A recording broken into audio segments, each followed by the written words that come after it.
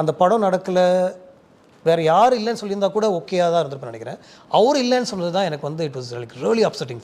Honestly Suriya வந்து துருவ நட்சத்திரம் பண்ணுறதுக்கு அவர் யோசிச்சியே கூட தான் நான் நினச்சேன் ஆக்சுவலாக. ஏன்னா Kaakha Kaakha and Vaaranam was made like that only.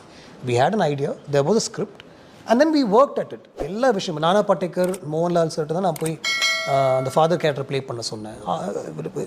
ஐ மெட் தெம், கதையும் சொல்லி எல்லாருமே அவங்கவுங்களுக்குன்னு ஒரு காரணம் சொன்னாங்க.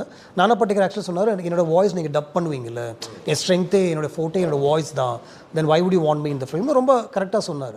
சம்பவம் துருவ நட்சத்திரம் ஹி டிட்ன்ட் பிக் இட். கதை கேட்டு ஐடியா கேட்டு எப்படி எல்லாம் நிறைய டிஸ்கஷன் பண்ணோம்.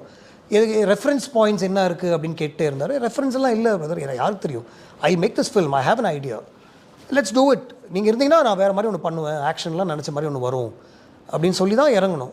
Somewhere he didn't pick it. He could have trusted this director who's made Kaakha Kaakha and Vaaranam Aayiram தான் என்னுடைய தாட்.